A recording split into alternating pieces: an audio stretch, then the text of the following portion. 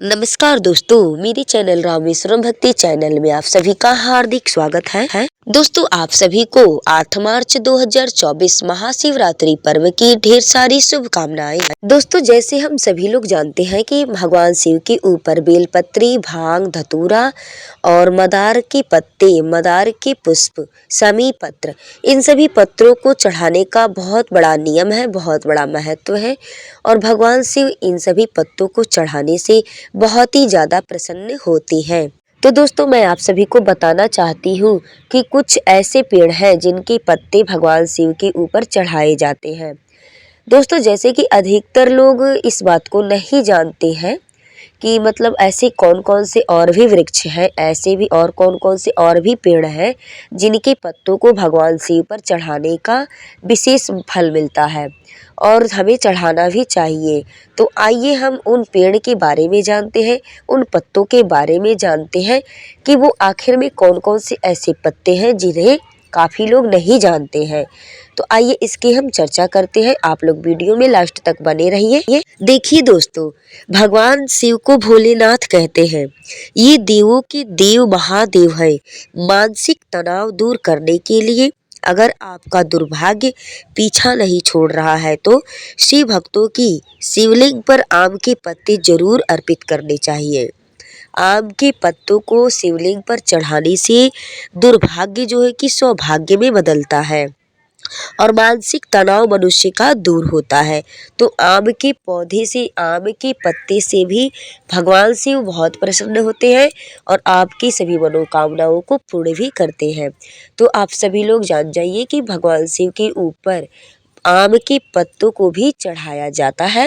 जैसे कि दोस्तों, आप सभी लोग देखते हैं कि घर में पूजा पाठ, कथा, गृह प्रवेश, कलश स्थापना, इन सभी चीज़ों में, इन सभी कार्यों में आम के पत्ते का विशेष महत्व होता है। किसी भी पूजा पाठ का पूर्ण नहीं माना जाता है जब तक उसमें आम के पल्लव का उपयोग न किया जाए, आम के पल्लों को उसमें शामिल न किया जाए, उसको पूर्ण नहीं माना जाता। आप कलश स्थापना करते हैं, उसमें भी आम का पल्लव लगाया जाता है। गृह प्रवेश होता है, फिर भी आम के पल्लों का तोरण बना करके मकान के चारों तरफ उसका घिरावा किया जाता है। आम के पल्लव से भगवान शिव का विशेष संबंध है। दोस्तों, जैसे कि हमारे सनातन धर्म में शादी विवाह में भी आम के पत्तों का विशेष महत्व होता है। आम के पत्तों का तोरण बना करके मेन गेट के दरवाजे पर भी लगाया जाता है। इतना ही नहीं, जब विवाह होता है ना, तो आम के पत्तों से ही लपेट करके कंकन के रूप में दाहिने हाथ में बांधा जाता है। तो दोस्तों, भगवान शिव को भी आम का पत्ता जब अर्पित किया जाएगा, उन्हें समर्पित किया जाएगा, तो बेहद प्रसन्न होंगे और जो है कि मनुष्य की धन धान्य की कभी कमी नहीं होगी। उनके हर मनोकामनाओं को वो पूर्ण करेंगे। दोस्तों, आम के पत्ते का तोरण बना करके मेन गेट पर, मुख्य द्वार पर लगाने से नकारात्मक ऊर्जा घर में प्रवेश नहीं करती, नकारात्मक शक्तियां जो है कि खत्म हो जाती है। और आम के पत्ते और अशोक के पत्ते का तोरण बना करके जो है कि गृह प्रवेश में मकान के चारों तरफ आम के पत्ते का तोरण लगाया जाता है। और दोस्तों, अगर आपके कारोबार, बिजनेस, व्यापार में तरक्की नहीं हो रही है तो आप आम के वृक्ष में जल अर्पित करना शुरू कर दें। इतना मतलब आम के वृक्ष का, आम के पत्तों का इतना बड़ा महत्व होता है। दोस्तों, पीपल का पेड़, पीपल के ऊपर, एकदम ऊपर की शाखा पर भगवान भोलेनाथ का वास रहता है। वो जो स्थान है ना, पीपल के एकदम ऊपरी भाग, वो भगवान भोलेनाथ का स्थान है। और दोस्तों, 9 ग्रहों की कृपा पाने के लिए आप शिवलिंग पर पीपल का पत्ता अर्पित करना शुरू कर दें। अगर कुंडली में कोई भी ग्रह अशुभ फल दे रहा है तो शिवलिंग पर पीपल का पत्ता अर्पित करना आप अवश्य शुरू करें। और दोस्तों, दूसरी बात है, अगर जीवन में दुख पीछा आपका नहीं छोड़ रही हो तो आप सोमवार के दिन पीपल के वृक्ष के नीचे, पीपल के पेड़ के नीचे मिट्टी का एक शिवलिंग को स्थापित करें और उनका विधि पूर्वक पूजन आरती करें। इससे क्या होगा कि आपकी कुंडली का जो 9 ग्रह है वो अपना शुभ फल दिखाना चालू कर देंगे, आपके ऊपर जो है कि अशुभ फल नहीं डालेंगे, अपना शुभ प्रभाव आपके ऊपर वो डालना शुरू शुरू कर देंगे। दोस्तों अगर आपकी कुंडली में शनि दोष है तो शनिवार के दिन पीपल के पेड़ के नीचे सरसों के तेल का दीपक जला करके वहां आप जल चढ़ाएं और पीपल की 7 बार परिक्रमा करें। नियमित आपकी शनि दशा जो है कि शनि का बुरा प्रभाव आपके ऊपर से समाप्त हो जाएगा। दोस्तों सभी पत्र जो है कि शिवलिंग पर चढ़ाने का क्या मतलब उसका महत्व है, क्या फल है, आइए इसे हम लोग जानते हैं।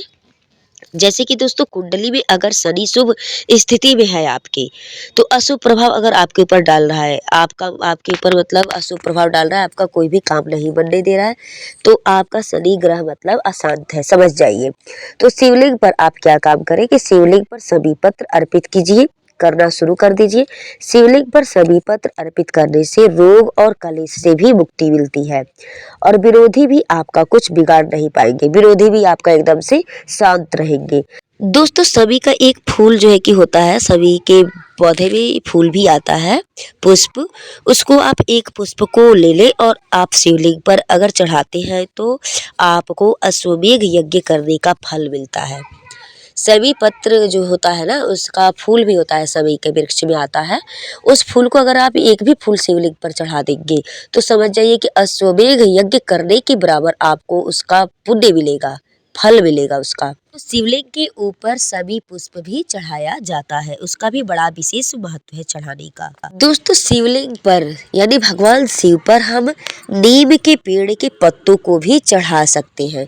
तो आइए जानते हैं कि नीम के पेड़ के पत्तों को भगवान शिव पर किस लिए चढ़ाया जाता है, उसका क्या विशेष फल मिलता है, आइए इस बात को सुनते हैं।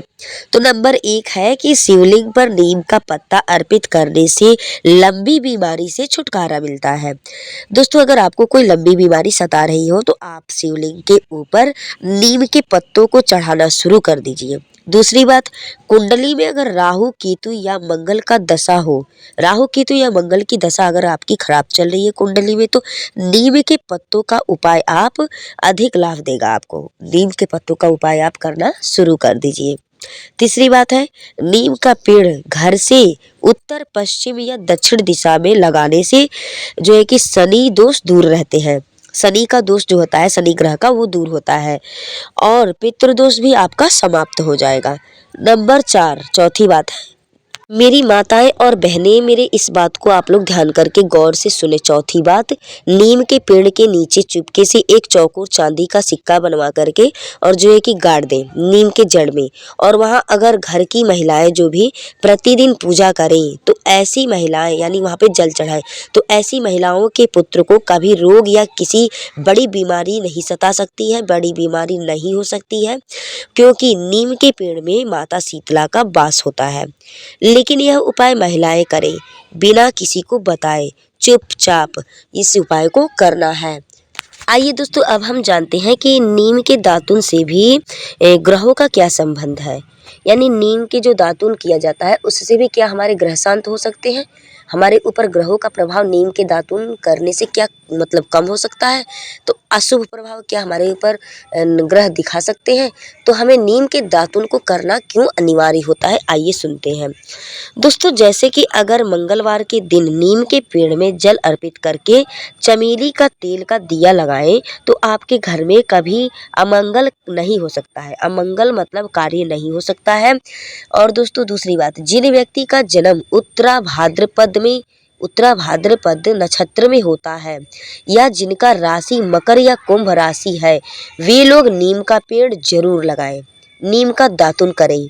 ऐसा करने से आपके जो है कि ग्रह नक्षत्र सही रहेंगे और जो है कि अपना शुभ फल दिखाएंगे अपना। दोस्तों अब दूसरी उपाय है कि जो कि शनि दोष का उपाय है, यदि आपकी कुंडली में शनि ग्रह दोष है तो इसका भी एक और उपाय है, आपको सफ़ेद मदार के फूल से शनि देव की उपासना करनी है। शनि देव की उपासना आप सफ़ेद मदार के फूल से करें तो आपको शनि ग्रह से बहुत ज़्यादा लाभ मिलेगा। दोस्तों अगर आपके जीवन में कभी भी किसी से कलेश है या मनमुटावा है तो आप मदार का उपाय करें, मदार के पत्ते का। आइए इस उपाय को हम लोग जानते हैं।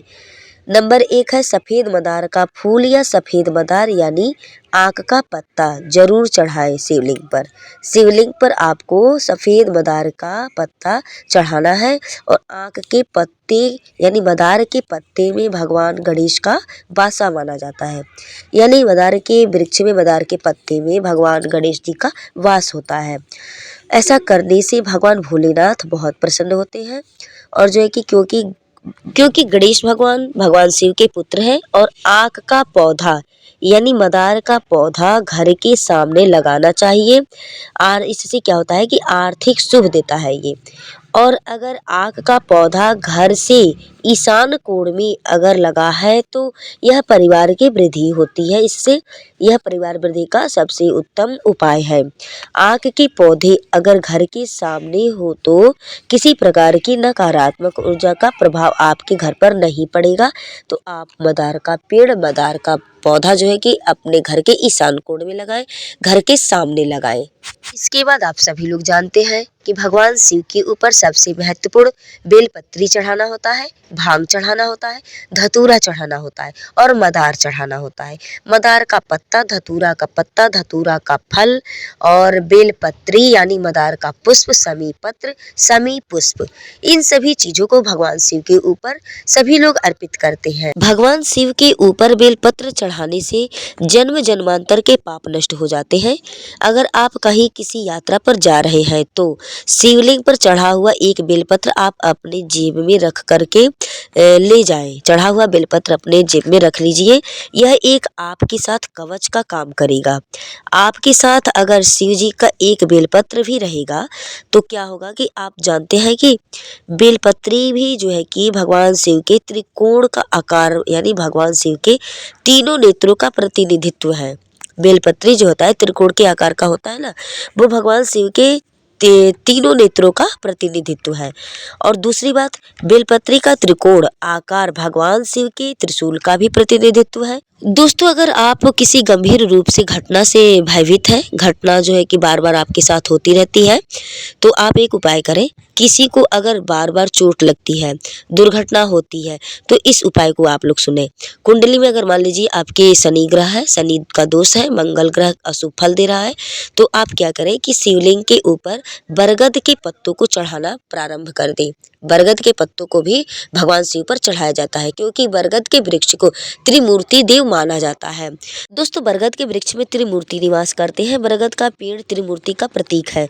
बरगद के पेड़ की तना में विष्णु जी का निवास होता है और बरगद के जड़ में ब्रह्मा जी का निवास होता है और शाखाओं में शिव जी का वासा होता है। बरगद के पेड़ को शिव जी का ही प्रतीक माना गया है। बरगद के पेड़ के पत्तों को भगवान शिव पर अर्पित करना चाहिए। तो दोस्तों, उम्मीद करते हैं कि हमारे द्वारा बताई गई जानकारी आपको अच्छी लगी होगी। तो आप हमारे चैनल को सब्सक्राइब, लाइक और बेल आइकन को अवश्य प्रेस कर दें यानी बेल की घंटी को आप दबा दें। वीडियो में लास्ट तक बने रहने के लिए आप सभी का मेरे तरफ से बहुत बहुत धन्यवाद।